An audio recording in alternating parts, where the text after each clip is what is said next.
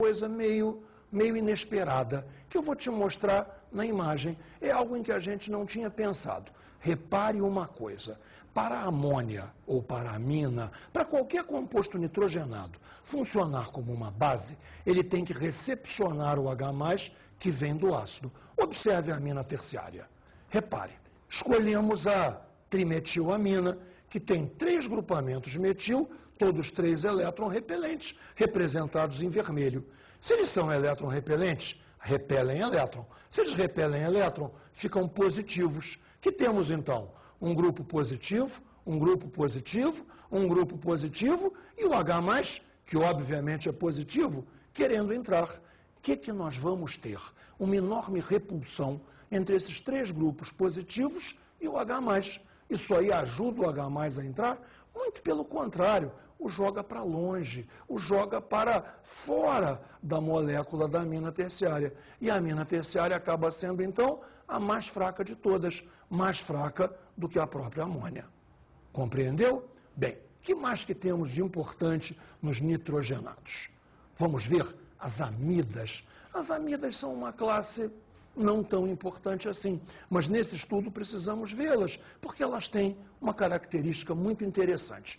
Observe então a característica. As amidas são neutras, são intraneutralizadas. Veja aqui o desenho, repare. RC dupla O ligou, em verde você tem a parte ácida da amida. E aqui você tem um grupamento NH2, que eu coloquei em vermelho, para te lembrar que é a parte básica da amida. Repare, uma parte ácida, uma parte básica. Dentro da mesma molécula temos grudadas diretamente a parte ácida e a parte básica. Um ácido, uma base, a amida é o quê? Neutra. Amidas na prática são neutras e eu vou te ensinar um truquinho. Às vezes aparece em prova que a amida é salina. Salina? É salina. Repare só, ácido mais base não dá sal mais água? Não é essa a reação mais manjada de toda a química? Ácido mais base, sal mais água? Se na amida eu peguei uma parte ácida e uma parte básica, a amida é dita salina. É verdade uma coisa, a maioria das amidas chega a ter um gostinho de sal. Repare. Nesse tema de neutralização dentro da molécula, precisamos ver um exemplo muito interessante, muito importante, que são os aminoácidos. Repare só a estrutura de um aminoácido. Você tem aqui à direita a carboxila. Você tem aqui à esquerda, pendurado no carbono alfa, um grupamento NH2. E daí? E daí o seguinte, que o aminoácido vai funcionar como ácido ou como base, dependendo do meio em que ele se encontrar. Do meio? Sim, repare. Se você coloca um aminoácido num meio ácido, ele vai funcionar pelo grupamento NH2. Ele vai funcionar como se fosse uma base. Agora, se você o coloca num meio básico, ele vai funcionar como se ele fosse ácido. Ele vai funcionar pela carboxila. Moral da história.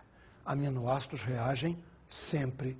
Independente do meio ser ácido ou do meio ser básico, a reação dele ocorrerá. Ele se adapta ao meio. Isso é uma característica muito interessante que, na prática, só os aminoácidos têm. Precisamos de um fechamento e vamos para esse fechamento agora. Repare, vou colocar na imagem para você uma ordem geral de tudo que nós vimos, uma ordem geral de acidez dos compostos orgânicos. Veja lá comigo na imagem. Aminas são as bases orgânicas. O álcool é quase neutro, a amida é completamente neutra, fenol tem alguma acidez e o ácido, é claro que é ácido. Repetindo, olha só, aminas são as bases orgânicas, álcoois são fraquissimamente básicos, amidas são neutras, fenóis um pouquinho ácidos e os ácidos, bem, naturalmente os ácidos são ácidos. Precisamos então agora, bem, o pessoal da produção preparou para nós uma pesquisa sobre o que as pessoas sabem sobre uma tal de serotonina, um composto interessantíssimo ligado a chocolate. E chocolate eu gosto sempre. Vamos à pesquisa.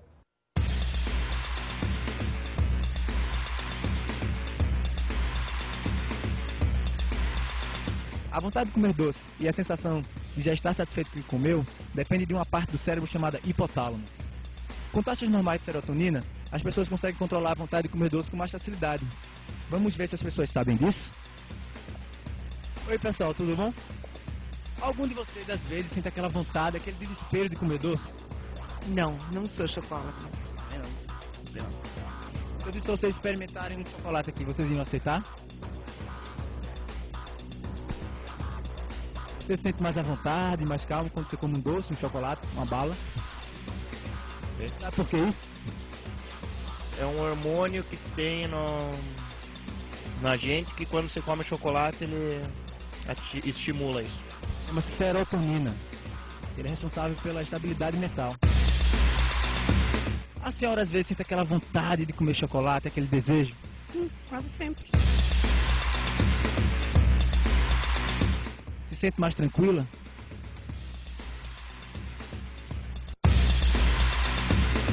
Algum de vocês dois às vezes tem aquela vontade, aquele desejo de comer chocolate? Tem. Você é um chocolate? Sou. E agora, você se sente mais calma, mais tranquila? Normal. Uhum. Você às vezes sente aquela vontade, aquele desejo de comer doce? Sim.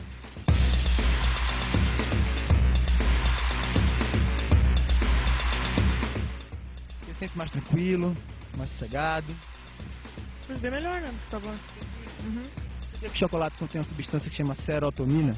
E essa substância faz com que a gente fique tranquila, que ela é responsável pela estabilidade mental? Mas não chega a ser uma droga, né? Não, é uma substância. Não é uma droga, ela é nociva. Faz que a gente sente vontade de comer doce, sabia? Não sabia. A serotonina, então, está muito ligada a você estar feliz ou não. Por exemplo, da pesquisa, da enquete do chocolate. Se você come chocolate, chocolate é uma coisa que você gosta, a produção de serotonina aumenta e você se sente feliz. Veja um interessante exemplo sobre como funciona isso tudo. Olha só na imagem. A serotonina é um composto orgânico presente no tecido cerebral e é responsável pela estabilidade da mente. Quantos grupos básicos e quantos grupos ácidos a fórmula estrutural da serotonina apresenta? Bem, para isto precisamos olhar a fórmula estrutural. Então veja lá que coisa interessante. Um anel aromático com uma hidroxila presa nele. Anel aromático com hidroxila, fenol. Fenol, grupo ácido, uma pequena acidez, coisa fraca, mas um grupo ácido. Aqui, NH, repara, esse nitrogênio está fazendo uma simples, uma simples, uma simples. Está fazendo as três ligações simples.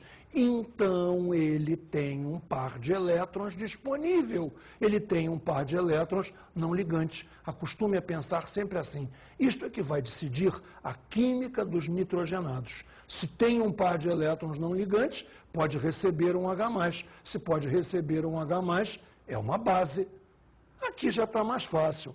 NH2. Todo mundo está acostumado a associar NH2 à basicidade. Então, como é que ficamos nessa história? Dois grupos básicos. Aqui, neste NH, e aqui, neste NH2. E um grupo ácido, uma hidroxila fenólica. Ou seja, resumindo, serotonina tem dois grupos básicos e um grupo ácido. Valeu? Vamos ver um interessante exercício. A não proliferação de bactérias em meios ácidos é um recurso usado na conservação de alimentos que não sejam predominantemente proteicos.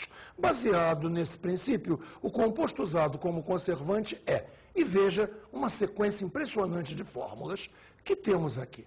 C6H5, anel aromático, CH2OH, hidroxila ligada a carbono saturado, álcool, CHO, na verdade C-OH, isto é um aldeído.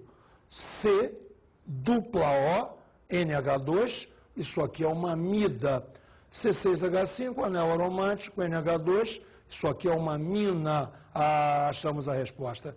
C6H5, CO2H, C, dupla O, OH. Encontramos uma carboxila, ou seja, temos um ácido carboxílico que tem a característica ácida que faz o ácido ser um conservante de alimentos não proteicos.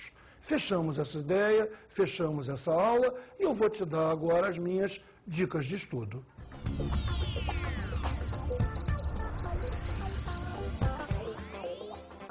Bem, na minha dica de estudo eu vou te dar uma missão. Você vai passar a ler rótulo de tudo que você comer. E você vai encontrar lá sempre escrito conservante. Agora você já sabe o que é um conservante. Um composto ácido para impedir a proliferação de bactérias. Consequentemente, você vai ver o conservante, olhar o nome, pesquisar a fórmula e descobrir por que ele é um ácido. Assim, a química orgânica vai cada vez mais entrando em sua vida e você vai estar estudando quando não pensa que está estudando. Esse é o grande segredo de tudo, o olhar curioso sobre a vida, o olhar científico sobre o mundo que nos cerca. Bons estudos!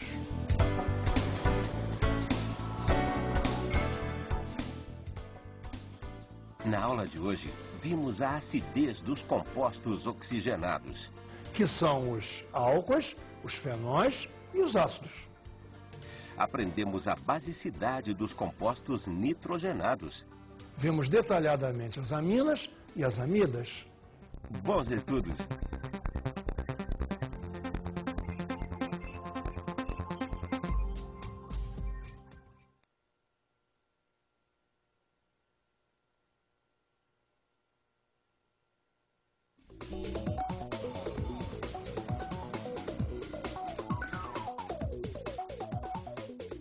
Meu companheiro de sala de aula, minha companheira, repare só, a tendência mais moderna de olhar acidez e basicidade, a maneira como esse assunto vem sendo cobrado nos exames vestibulares, é que você descubra grupos, não exatamente um estudo mecanicista de funções. A ideia é olhar grupo, você buscar uma hidroxila fenólica, você buscar um grupamento amino, você buscar uma estrutura que tem um aminoácido complexo para ver quantos grupos ácidos tem, quantos grupos básicos tem. Isto é um moderno nesse assunto. Ou seja, mais uma vez, precisamos levar o nosso aluno a identificar estruturas, mais do que identificar funções, identificar estruturas.